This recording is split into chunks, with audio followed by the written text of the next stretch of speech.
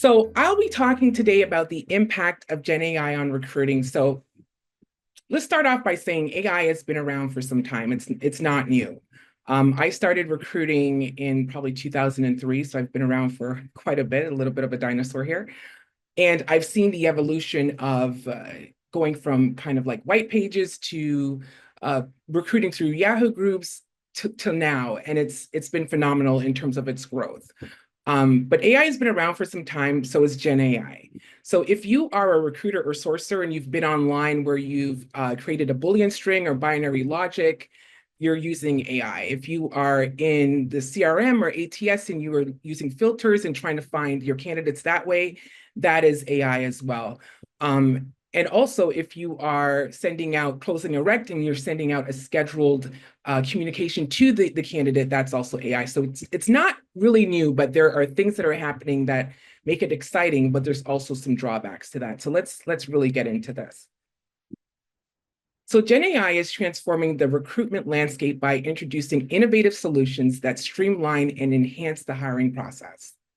So by leveraging advanced algorithms and machine learning, Gen AI can analyze vast amounts of data, identifying skill gaps and predicting future talent needs. So we're going to go through some key ways that it's made a difference. We're going to discuss the benefits, but also there's some drawbacks as well. So it's two steps forward and one step back. We always have to think of it that way. And there's nothing that will overtake the human experience and the human touch. And AI should be looked at as used in conjunction with recruiting or in the TA space. So resume analysis. So AI can quickly analyze and extract key information from resumes, speeding up the screening process. But what's a drawback? AI might overlook the nuances and contexts of the candidate's experience and skills. So we all know this. Like you can put in, I use a lot of or in terms of the operators for Boolean, because I know that if I'm looking for a software developer, depending on what he's put in his resume, it might be a software engineer, it might be a programmer, it might be a coder. So the or has become a very strong operator that I've used. So imagine if we're not using that and there is a black hole of people that are just there that we have not tapped into in terms of talent. So that's kind of the same thing here. Bias reduction. So AI tools help reduce bias by providing objective assessments based on skill and experience. So what's a drawback? AI systems can accidentally carry forward biases from the training data, causing unfair predictions and decisions. Skill forecasting. AI predicts future skill needs, helping companies prepare for upcoming talent requirements. But what's a drawback? It's based on historical data, so it might not reflect the future needs or the emerging skills.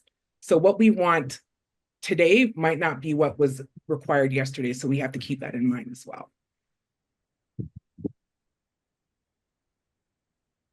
Personalized engagement. So AI tailors communication with candidates, improving the overall experience.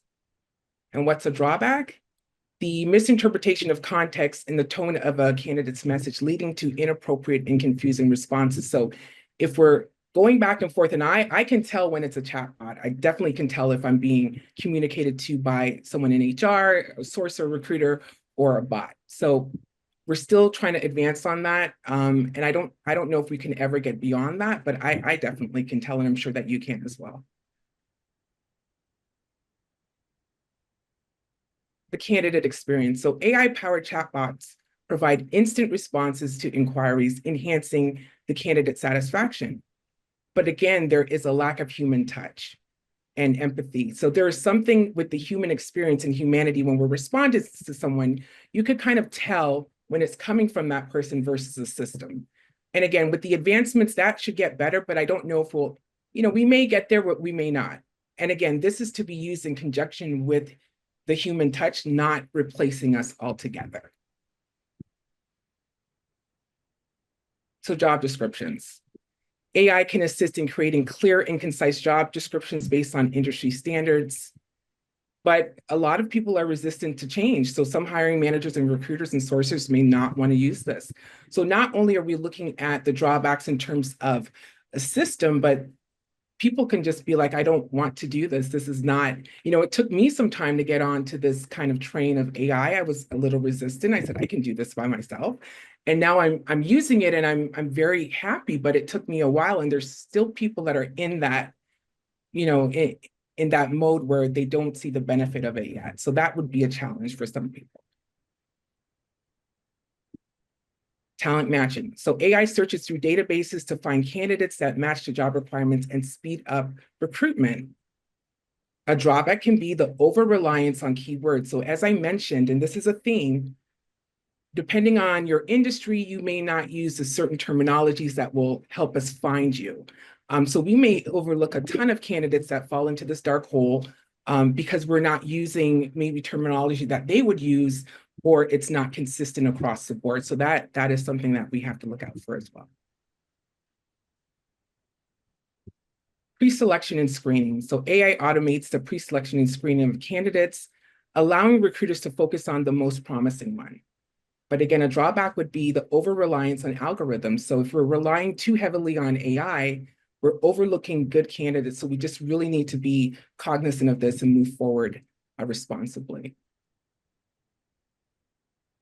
Interview assistance. So AI helps conduct the initial interview through bots or virtual platforms providing the initial assessments. Now, I'll tell you this, I have missed out on interviews because I refused to do a virtual platform. So this is a sticking point for me. I just did not want to speak to a bot. I didn't want to speak to a virtual platform. I wanted to speak to someone. So this is, even though I am fully engaged in AI, this is a point for me that I feel I need to speak to someone. And there's a lot of people that still feel that way. So one of the drawbacks would be AI might struggle with complex or nuanced questions, leading to frustration from the candidate with specific or detailed inquiries, as well as some people just don't want to speak to a bot and they feel it's impersonal. So 2 steps forward, 1 step back. Onboarding.